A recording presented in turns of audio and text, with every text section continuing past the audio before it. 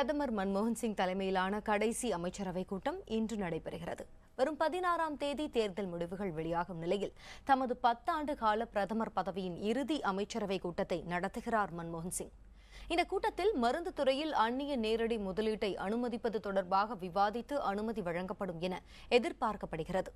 கூட்டம் முடிந்த பிறகு தமது அமைச்சரவை அதிகாரிகளுக்கு பிரதமர் மன்மோகன் தமது இல்லத்தில் இன்று பிரிவு உபச்சார விருந்து அளிக்கிறார். அதேபோல் காங்கிரஸ் தலைவர் சோனியா காந்தி பிரதமர் மன்மோகன் சிங்குக்கு நாளை சிறப்பு விருந்து அளிக்கிறார்.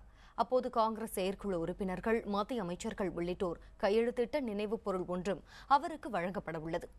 81 வயதான மன்மோகன் சிங் பிரதமராக கடந்த 10 ஆண்டு காலமாக பதவி வகித்து வருகிறார்.